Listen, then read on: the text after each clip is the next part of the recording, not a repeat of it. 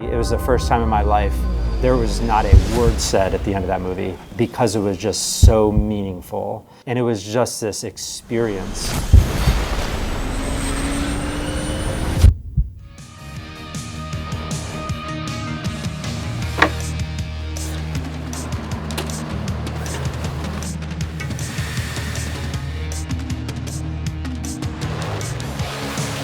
And I won't lie to you, this mission will be dangerous. Would you say we'd be venturing into a zone of danger? The zone will be one of danger? No, I mean, not if you'd say the thing to... Forget it, never mind. You know, a few years ago, I realized I kind of want to be the Tom Cruise of YouTube, but not in the Scientology sense. No, more in the sense that I want to be able to do everything and anything, have all the licenses, and of course, do my own stunts. And looking back at my resume, it's getting there. I mean, I've jumped out of planes, I've learned paragliding and paramotoring, was working on my private pilot's license, I've jumped off of tall things, driven an armored truck, piloted walking mechs, been rocket slapped, driven giant mechs, solved Rubik's Cubes while underwater and in ice baths, hit obscene speeds on a zipline, flown a real-life jetpack, built my own James Bond spy car, flown gliders, shot all forms of firearms, exploded things, driven the world's largest crane, caught lightning with Thor's hammer, strapped myself to moving vehicles, and even learned how to fly a real-life jet suit with an actual F-35 test pilot. So when the opportunity came to don the Maverick helmet and try flying one of the world's most expensive aircraft in the world, you know I had to say yes. But how do you even get an opportunity to do something like this? I'm Canadian. We don't even have F-16s. Heck, we don't even have our F-35s yet. We only ordered them last year. Has the US military been secretly keeping tabs on me after all these years and all of my crazy projects with exoskeletons and lightsabers? We will watch your career with great interest. I mean, maybe?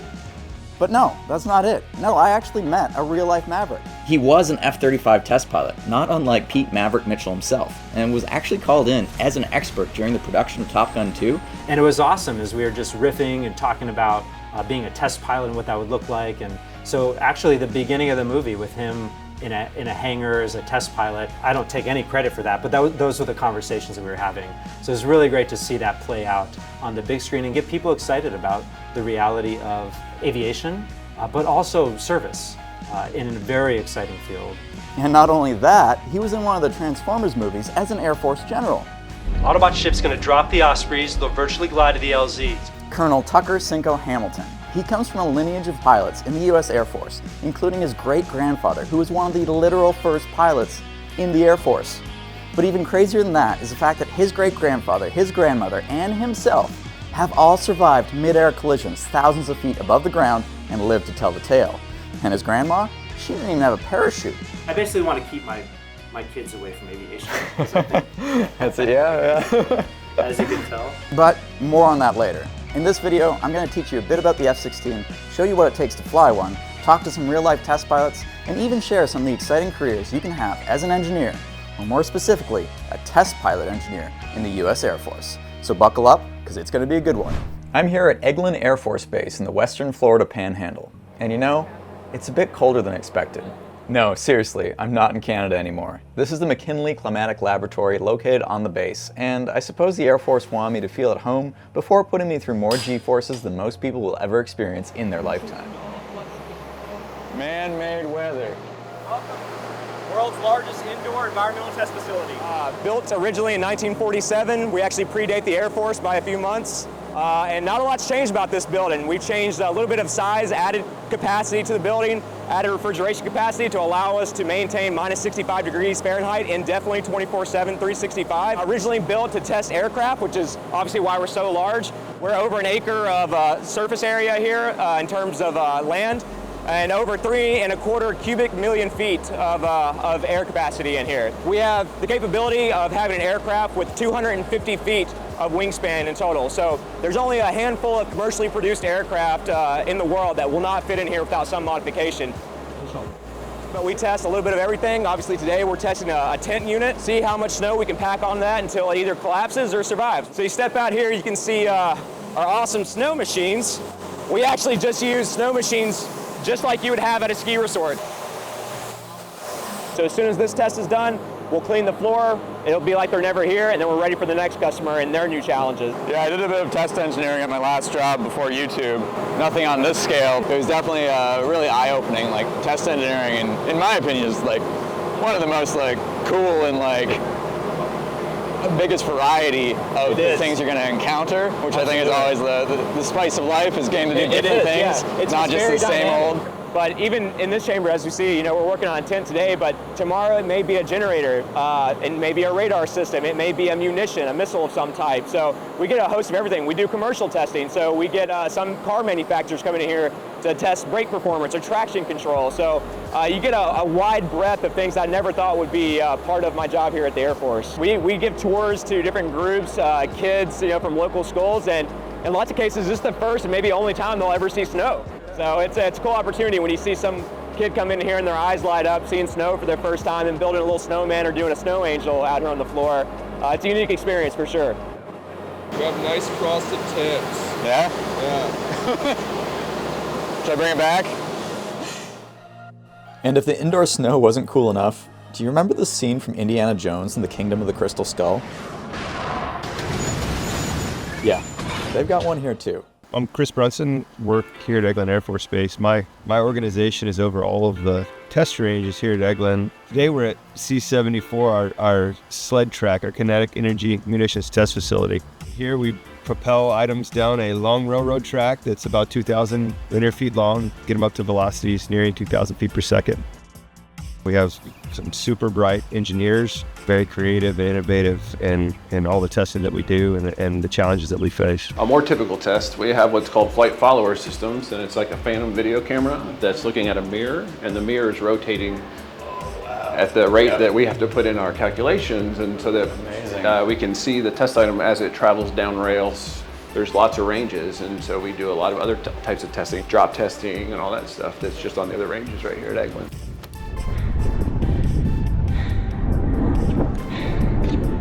Quite the view.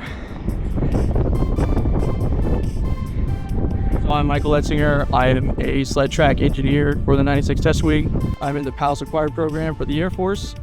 Basically a way for the Air Force to bring in undergrads and graduates and help them pretty much every step of the way. That's awesome. They give you 1 full year of full-time school and they pay you for that, so that you can be focused on that and not have to worry about job as well as school. Amazing. All of the managers like Chris Brunson, Mike Nagel, they're all really helpful setting you where you want to go. This is the pusher sled that carries the rocket motors, and then you have a carrier sled which will have the test item attached to it. And then we light them off here at North End Track, and then if they're staged, they would go through screen boxes and we would use knife blades to light them off, power several hundred feet down the track that we would need for the calculations that we do. To track the velocity, they've actually got magnets on the cart, and every 50 feet, this is actually just a sensor that catches the magnet going by. Simple way of doing it, but a smart way.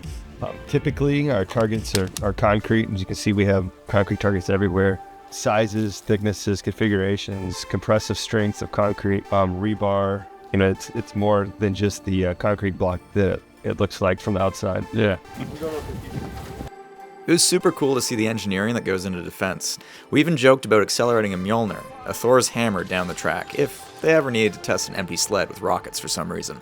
From there, it was time to head back to the base. I was getting excited about seeing the jets in person. But first, some quick history. The F-16 Fighting Falcon originated in an order placed in 1972 for a lightweight, cost-effective air-to-air fighter with a program budget of $6.1 billion. Impressively, its first flight took place less than 2 years later, on January 20th, 1974. It was the first fly-by-wire fighter jet ever made. So maneuverable, pilots had to learn a whole new way of testing and flying it. In 1980, it achieved combat-ready status, and President Carter, rest in peace, relaxed his policy to allow the export of F-16s worldwide, marking the start of the most successful fighter jet ever produced, with over 3,000 still operational today. Equipped with a computerized stabilizing system that issues continuous commands to the tail and wings, and a heads-up display and advancements in radar, it was a game-changer in the world of fighter jets. Modern military aviation is rapidly evolving with advancements in autonomy. From UAVs to sophisticated AI systems, autonomy is enhancing the capabilities of pilots and aircraft alike. So you've been in the Air Force for over 20 years, which means you've seen a lot of technological change over those years, and especially the rise of AI and autonomy. How has that almost reshaped how things are done. It's interesting because it's really just about optimizing human performance. Back at the late 1980s, NASA developed a capability called Automatic Ground Collision Avoidance System. It's when the aircraft knew it was going to hit the ground, and at the last possible second, it recovered the aircraft. And then in 2000, it was ready for implementation in all F-16s. It didn't actually get implemented until 2014. So we lost 17 pilots to ground collisions that auto GCAS would have saved those pilots from. Jeez. Pilots didn't trust it, right? They didn't trust that the system was going to keep them safe, the way that the brochure told them it would keep them safe. And they also didn't think that it would stay out of their way. At times I want to fly close to the ground. And so if the system is bumping me up every time I'm trying to get close to the ground, it's turning on, well, we don't want that either. We wanted to create a system that did no harm, that did not interfere, and then worked the way that it was supposed to work. How do we adopt technology right? Because it was ready in 2000. And since 2014 to now, we've saved 12 pilots and 11 aircraft from ground collisions. And there are missions that pilots will not even go on without this enabled. And so Auto GCAS gave birth to Auto ACAS, Automatic Air Collision Avoidance, where planes knew they were gonna hit each other, and then they took control at the very last second to avoid a collision, then gave control back to those pilots. Right. And so this autonomous capability actually feeds into further autonomous capability, but also requires, again, an understanding of how do you implement it? How do you develop the trust for the operators so that they will have faith in the system, use the system the way that it's meant to be used? Right. And correct me if I'm wrong, but you were part of the catalyst that kind of... Yeah, so through tragedy, and I don't mind sharing this story, back in 2008, I was in my single-seat air-to-air fighter, an F-15C, and I was flying with my wingman, and we were doing dogfighting. So that's just where it's a training exercise where you're trying to get to a position of advantage. And you're going 500 miles an hour and 500 miles an hour, 1,000 miles of closure. And then we merge again, slower this time because we're bleeding energy as we're pulling a lot of G-forces through here. But it seemed uncomfortable because he wasn't moving in my canopy. It means you're on a collision course with them. There was nothing either of us could have done to avoid the collision because of physics. Even if I tried to turn out of the way, and this whole time it's unfolding so fast. And I roll up at the last possible second. He bunts his nose at the last possible second, and he impacts about 20 feet behind my cockpit. And I remember kind of bracing for the impact, and then just massive chaos and disorientation. I remember trying to figure out what was going on. It's not a fluid memory at all. My aircraft is telling me it's on fire, like all the fire lights are going off. I remember trying to reach for my stick, but I'm stuck up in my seat. I don't know it at the time, but it's because I'm tumbling, and so I'm getting, kind of forced out of my seat, completely engulfed in flames, basically behind me. And so I make the decision at that moment. I reach down, I pull the ejection handles, and I get out of the jet. And then that's like 20 forces of gravity straight up. You're on a rocket, basically straight up. I probably blacked out. Most people do. I don't really remember that. And then I woke up under my parachute, and it is just like the craziest experience because it's mass chaos to this eerie silence. And then I remember looking up and trying to go through our checklist. A checklist that you're going to learn: canopy, visor, mast, seat kit, LPU, 4-line steer, prepare to land, right? Canopy, visor, and so I start saying it: canopy, visor, mast, seat kit, LPU, 4-line steer, canopy, visor, mast, seat kit, LPU, 4-line steer, but I'm not doing anything. Right? And then I get my mind a little bit more wrapped around what's going on, and I'm like, okay, I have to actually start doing this checklist. So I start doing the checklist, and I do something that a lot of people should be aware of that happens to us, and it's called negative transfer bias. And I got to the point where I'm supposed to check that my seat kit is with me. I just, without even thinking, I detached my seat kit. Lost my life raft, my water, my radios, like everything I would need basically to survive in the water. So I hit the water. It's February 20th, 6-foot waves, 60-degree water. I was shivering within a minute, 2 minutes, like just really cold. And I don't have anything but a life preserver unit around my neck. And I'm there for hours. I see a boat coming towards me, and I'm like trying to get this attention, and I see it turning away from me. Man, 10 minutes later, I see that boat, and they see me, and they come right up alongside me. And they're like, hey man, you want to ride? And I'm just like, yes, please, and so they pulled me up into the boat, and I was saved. And it was a 25-foot fishing boat. 70 miles south of Panama City that happened upon me in the Gulf of Mexico. It was amazing. I was saved. And it was extremely tragic because my wingman died. He died on impact, basically the last second bunting and saving my life. And he went into my mid-body. And it's very difficult because it's a failure. It was a failure on both of our parts. And how do you live with that type of failure? He was a great pilot, and I live with that every day, right? And I'm able to celebrate him still, even though it's tragic. And I'm also able to see how things kind of unfold in ways that we never appreciate or understand in the moment. Like, I was sitting in the Gulf of Mexico alive, never knowing what was going to happen. But you fast forward a few years, and I was the first pilot to fly automatic air collision avoidance technology. And developed that as a test pilot school student. We actually developed that technology. Fast forward a few years from there, and I was the commander of F-35 development, and I was pushing really hard for us to adopt the ground collision avoidance technology in F-35s. They didn't have it scheduled to be implemented in F-35s till 2027. Really challenging situation, but because I had had this experience, and I wanted to honor my wingman's memory and honor other people's lives that have been lost and use technology ethically and get people to understand the importance of that technology, we accelerated its implementation. And I was a very small piece of that, I feel. But the real reward came 6 months later.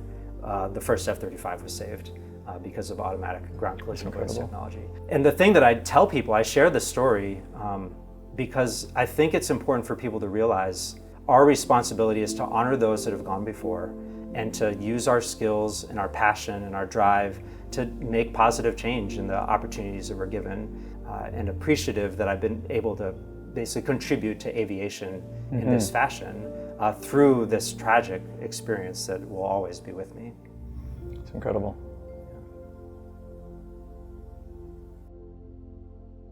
The next morning, I arrived bright and early to be fitted for my gear and had an opportunity to talk to Monster, who would be my pilot in command for the flight. What I'll do now is I'm going to talk you through panel by panel of here's all the buttons and switches, and let's talk about which ones are good and which ones are not so good to touch. So I'm going to make sure your G-suit's connected properly. I'm going to tell you when I'm testing my G-suit shortly after we start engines. We'll do that G-suit check that I told you about. We're going to hit this button back over here. To better explain what Monster's talking about, I actually have a G-suit back at Herc that we're planning on using for our real-life power armor project. So the whole purpose of G-suit pants is to keep your blood in your head so you don't pass out. And it does this by basically squishing your lower half to prevent any blood from pooling in your lower body when you're pulling high Gs. But the really neat thing is that the jet does this automatically for you. So if you start pulling a high G maneuver, it will actually start inflating your G-suit, like so, making it very hard for the blood to rush from your head into your lower body. You match the Smith pants perfectly. Coming soon at Hacksmith Store. So while we're planning on using these for our power armor project, it's not because we're going to be pulling high Gs in that power armor. No, we actually want to use the air bladders as a way of cushioning your body from the inside of the exoskeleton, which I think is kind of cool. I'm going to do an engine run-up to check our different engine modes. And I'm going to say, okay, you have the aircraft, and then I want to hear from you, I have the aircraft. At that point, man, you can kind of get a little comfortable with that side stick controller. Just start with real small little inputs, just kind of feel what it feels like to do it right. You can start with a couple of easy turns. Keep in mind, just like any airplane, it's not just this to turn, you have to set the bank, right? And then pull back on the stick to get that turn going. Cool, so we'll practice that a little bit, and then we'll demonstrate a couple of things, like if you want to fly like a split S, for example, which I'm also going to have you fly an aileron roll, and this jet rolls pretty quick. So what I'll have you do is just with that side stick, you can just go full to the left or full to the right, and it's just going to roll. If you just go full to the left and just keep rolling, we're all going to puke. It's going to get real dicey in there. So do it one roll and then stop it. Otherwise, I'm going to stop us. So it'll be great. Okay, cool. And then if you just want to maneuver around a little bit, we can do that and see how comfortable you are. Awesome. Yeah. All right. Cool. Yeah. Any other questions for me?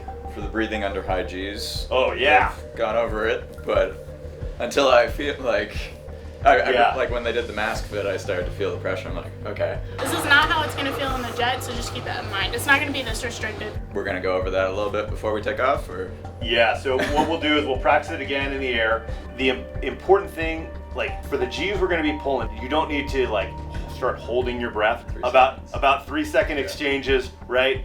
You might be wondering why I'm asking so many questions about breathing. And that's because the jet breathes for you. Here, let me explain.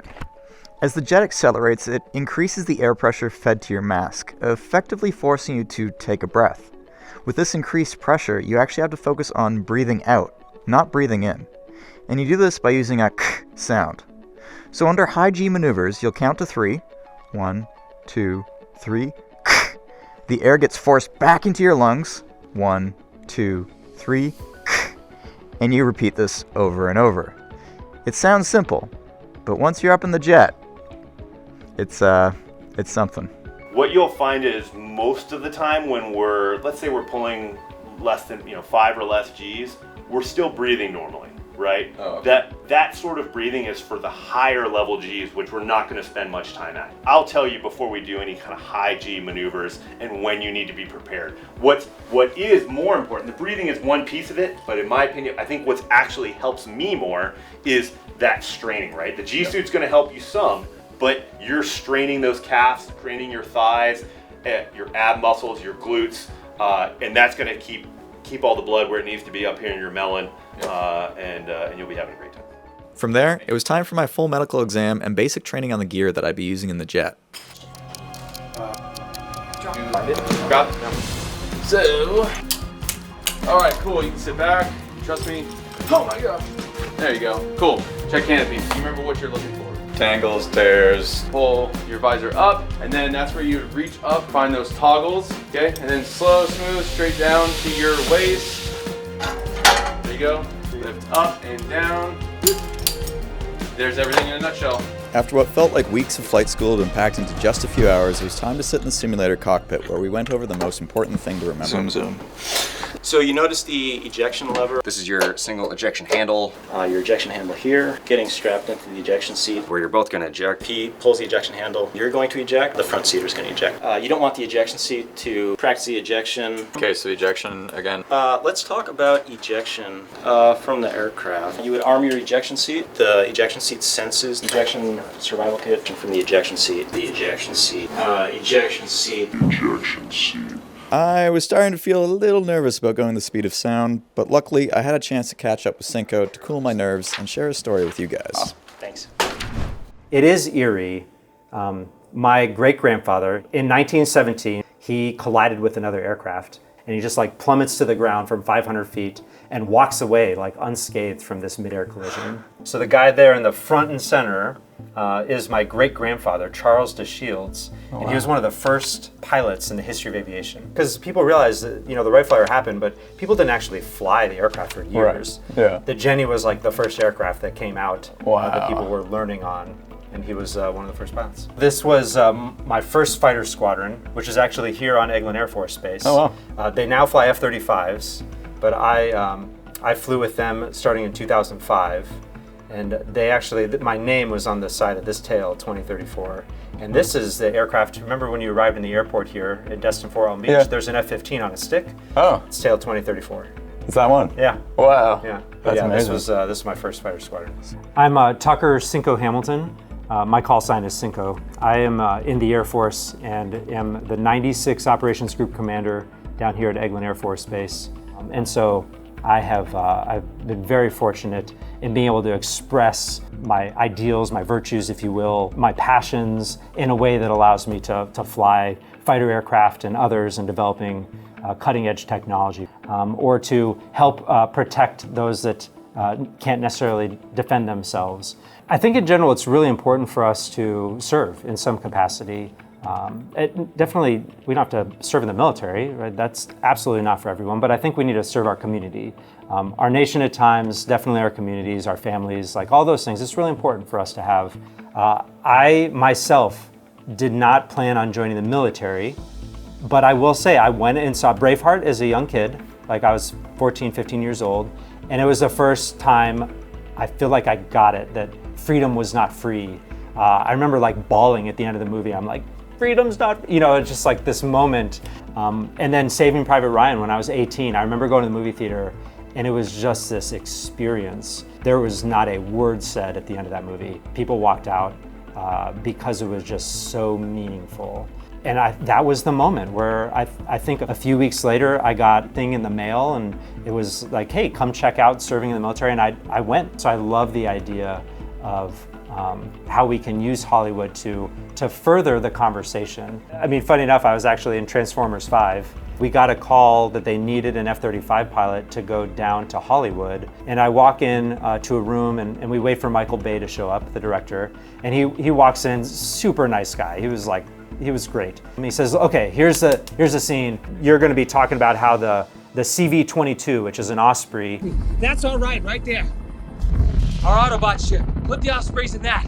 And so they give me this like, okay, what kind of line are we gonna say and what would you call this? And so I sat down, you know, standing at a table, I was like staring at the screen. Autobot ship's gonna drop the Ospreys, they'll virtually glide to the LZs.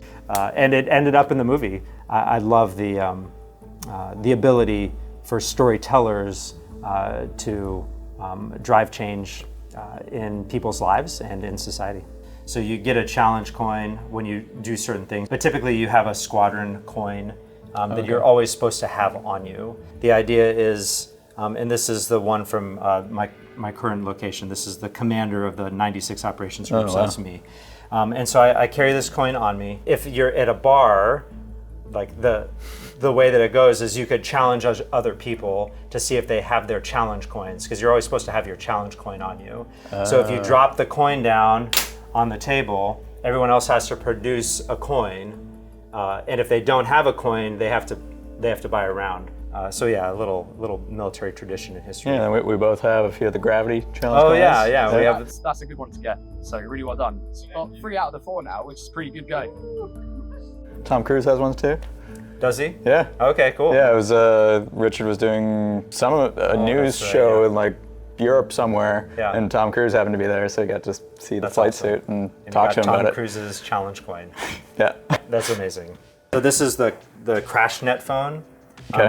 Which is good to have, but you never want to use it. So this is if something goes wrong, if there's an emergency airborne, this thing rings, and we all pick up and we hear what's going on. And it's red because of the president's phone kind of. Yeah, exactly. You got to pick it up. Yeah. So I actually bought a red phone like that. Yeah. It was for Maker's Secret Santa for YouTubers, but basically it was a direct line to the other ones I created, and I made like 6 or 7 of them. And then the idea was all the makers would have them, and they could just pick up the phone and it would just be at the. I love it. That's awesome, man. I think history is really important, and so I've actually collected Life magazines over the years that are around that time of World War II.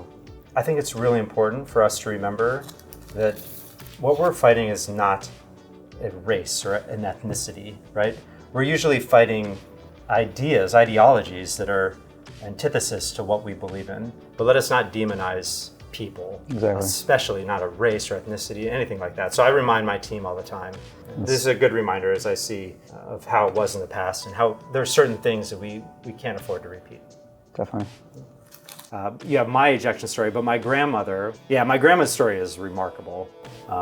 So I'm not sure if anyone would be interested in that, but it's a pretty incredible story, I think. Yeah, you want me to share? It's just like storytelling with Cinco. We'll have an extended cut.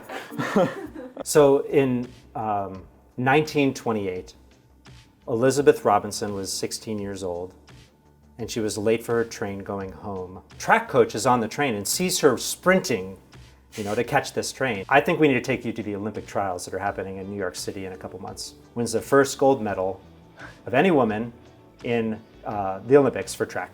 The plane plummets to the ground, breaks up into 1,000 pieces, and they take her dead body and they put her in the trunk of a car. The mortician comes out and is like, she's not dead, take her to the hospital. And they do all these surgeries on her legs and her body. She wakes up and the doctor's like, Betty, never going to run again. You'll probably never walk again. She learns how to walk. She learns how to run again. And she makes this, they go to Berlin. It's the 1936 Berlin Olympics. Wins a gold medal again in the Olympics a couple years later. And that's my grandmother. And it's incredible. It's like in the convocation speech you gave a few years ago, talking about you don't know where you are in your own story. We don't know the end of our stories, we just know what has happened up to this point. Move forward from here. Not from the failures or successes of your past, from here, from this moment. Start working on the rest of your story. So if you took any, like, the crash, oh, she died. 10 minutes later at the morgue, oh, she's alive, not gonna run. Oh, and you never know where you are in that story, and that's, like you said, the perseverance. You don't wanna give up because you gotta keep going. Don't keep going to prove to yourself that you're worthy or that you're good enough. Like, you are good enough, you are worthy. Keep going to build endurance and allow endurance to build character and allow character to build hope and inspire those around you. All right, well, that was incredible. Thank you so much for sharing all those amazing stories. Can't wait to see what an F-16's like from the cockpit. Yeah, that's awesome. And let me coin you. Oh, wow. This is an Agent of Change coin from the 96 Operations Group Commander.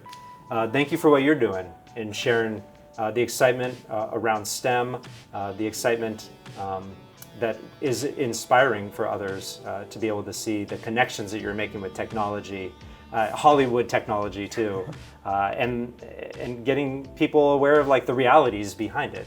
Right? It's very exciting. Thank you for being an Agent of Change. Thank you very much. Wow. Thank you. It's awesome. So, any last minute advice before I get to the cockpit? Oh man, eat a banana for breakfast. Okay. Be prepared to vomit. I've heard. And be prepared to have the most exciting experience of your life. Awesome. Can't wait. Is it good? Yeah. Thanks so much.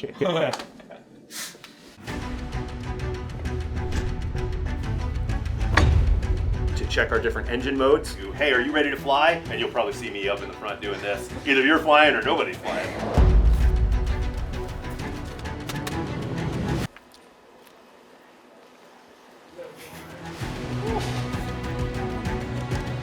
Climb on up.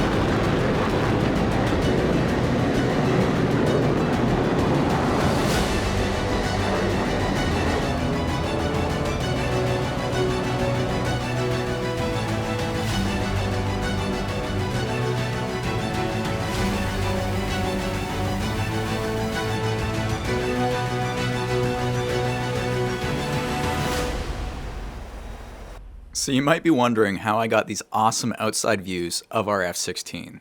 Well, if you were directly above him, how could you see him? Because I was inverted.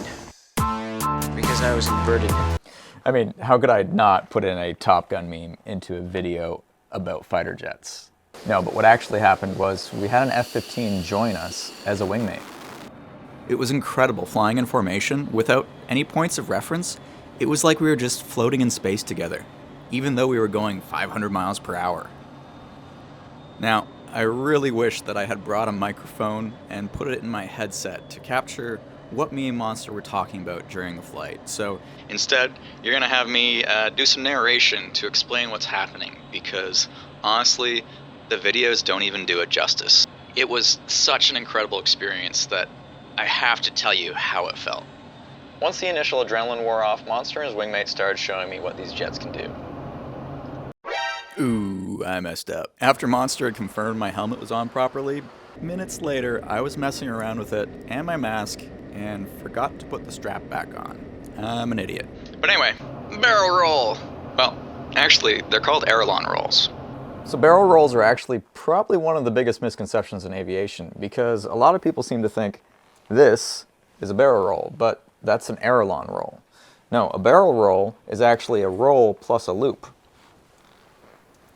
In a helix, it's kind of like doing a corkscrew versus Aileron roll. Now that I was comfortable in the jet, it was time to start testing my G tolerance to see if I was going to pass out or not. It's a standard test, and well, if you can't withstand the G's, you're not going to be a fighter pilot. To do this, Monster was going to take me through a series of banking turns, each slightly tighter and slightly faster than the last one, ramping up the amount of force that would be put on my body. We started off with a comfortable 3 G's.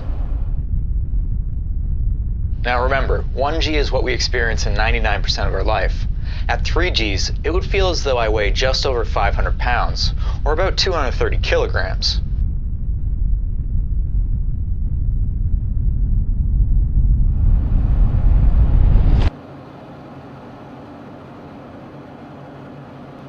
And then it was 5 G's. It was getting hard to breathe.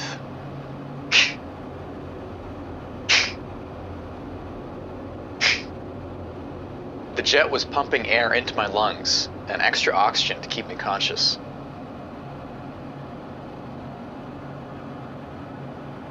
Then 6 G's. I was starting to get a bit of tunnel vision. Look at the air coming off the wings. It's incredible to think just how strong these fighting Falcons are to be able to withstand such forces. It's hard to believe this was designed in the 70s.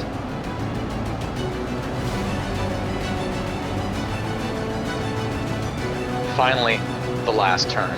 We entered the bank hot, pulled the stick, and it was as if the weight of the world was pushing down on me. 6.9 G's. During this turn, my body feels as though it weighs 1,200 pounds, or around 540 kilograms. Luckily, I didn't pass out, but it was definitely a lot. And I was more than happy when we started flying straight again. 7 G's was the max our jet could pull in its current configuration, so I was off the hook for any further testing. But certain F-16s can pull 9 G's with a full tank of gas, which exceeded the capability of any other jet at the time. To cool off, Monster set our climb rate and punched the throttle, engaging the afterburners. Within what seemed like seconds, we were going nearly 900 miles per hour, or about 1,500 kilometers. That's Mach 1.2, 1.2 times the speed of sound. It was incredible how smooth and quiet it was. Without any points of reference beyond the clouds in the sky, it was hard to believe we were even going that fast. From there, we bled some altitude by doing some spirals down, and down, and down, and down. I was starting to feel a bit sick, but when we finally leveled off, Monster said the magic words I was waiting for. Hey, are you ready to fly? Yeah! You have the aircraft? I have the aircraft. You can kind of get a little comfortable with that side stick controller. Just start with real small little inputs, just kind of feel what it feels like to do it right. The flight stick for controlling the jet is incredible. It was so responsive. Every input I gave it, it smoothly met my direction. You can start with a couple of easy turns, set the bank, right? And then pull back on the stick to get that turn going. I got braver and braver with the controls, and really started flying about, which you can clearly see from our GPS data going all squiggly. We're gonna roll it upside down, fly an aileron roll, so you can practice for the Blue Angels or the Thunderbirds. You can just start nice and level, full to the left, and it's just gonna roll. Whoa! I could shove the stick to the right and initiate an aileron roll, and quickly release it, and it was as if the jet snapped to rails along the horizon, perfectly balanced. To better explain the controls, this is a pretty expensive flight sim stick, which now feels like a toy compared to the one I used in the F-16. See how much movement this has? The one I was using in the jet moves just over 1/8 of an inch or a few millimeters in each direction. It's force sensing. It takes something like 30 pounds of force to adjust pitch forward and back, and around 18 pounds of force for roll, left and right. In other words, you have to really mean it when you're controlling the jet. And then it was time for some acrobatics, and Monster took back control. I have the aircraft. We're gonna roll it upside down, like this, and it's just gonna go whoop, straight like that, finish out at the bottom, cruising straight the opposite direction.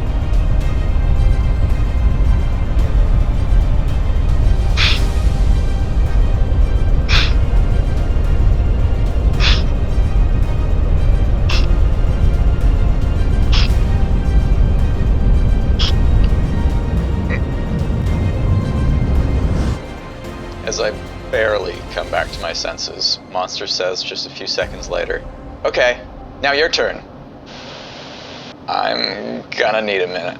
You see, we didn't pull super high Gs, maybe 4 or 5, but I learned the important difference between short impulses and sustained Gs, like the split S maneuver. Let's watch it again, but from my perspective. And if you get queasy, trigger warning. Ready.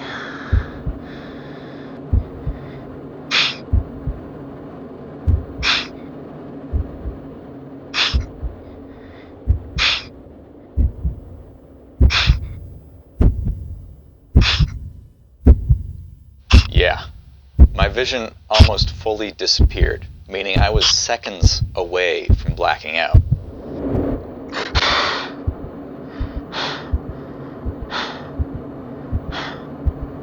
And once Monster realized that I really wasn't feeling great, he actually flipped the jet a few times to help send some extra blood back into my head. I was starting to feel real sick. I barely remember it, but on the way back to the base, we skimmed the water, which was super surreal. The whole experience was once in a lifetime. Thank you, Monster. I'm one step closer to being the Tom Cruise of YouTube, a real-life Maverick.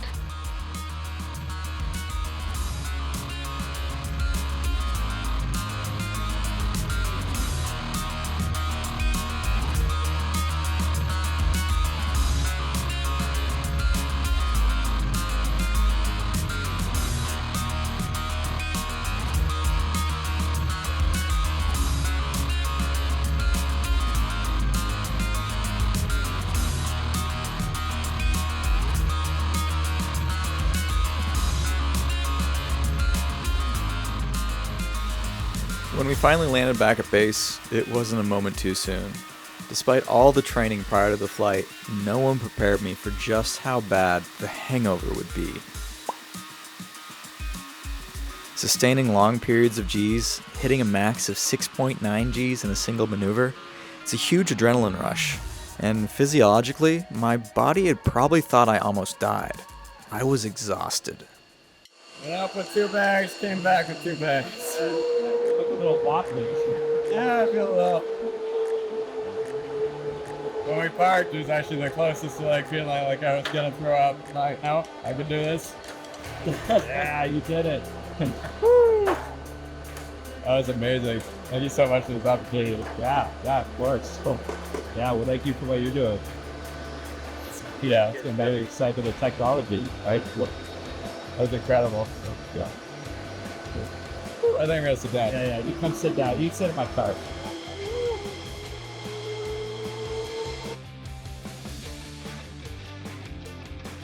Didn't throw up. How come you didn't fly? Hey, nice. Good for you. That was awesome. That's right, you're not. Yeah. We were worried about that last minute banana you had. I don't know if you can tell, but this flight suit is damp. I am soaked. Didn't notice it when I was in the plane, but whew. Reconstituting is a Now, Monster's obviously a busy guy on base, so we tried to do the post-flight debrief, but well, you'll see. Try that clap again. That wasn't good. That's a good one. Yeah.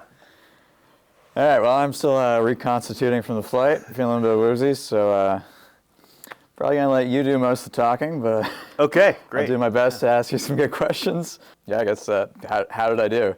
I mean, I didn't puke. No, you sure didn't. You also don't start your flying career in a high-performance fighter. You build your way up, right? Yeah. So you kind of acclimate as you go.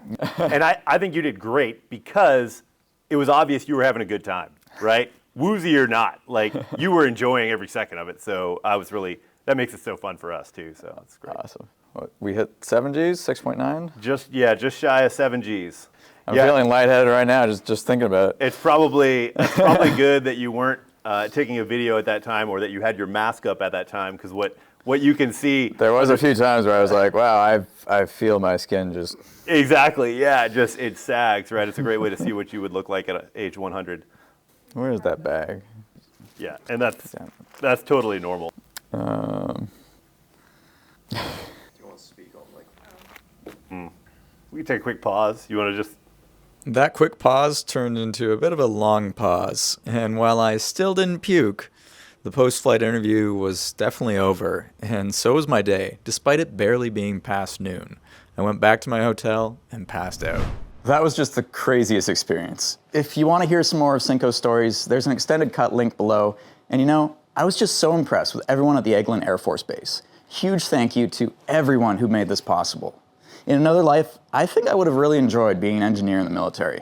Being a test pilot, I mean, getting to fly everything. I've flown in more airplanes as a flight test engineer than I would have as a normal pilot, and it's been an awesome experience. So there's still hope for us engineers who want to be pilots. Absolutely. I really hope you guys enjoyed this video. I put a lot of work into it, and let me know in the comments below what you want to see me do next. Maybe some free soloing with Alex Honnold? As always, don't forget to subscribe. Danger Zone!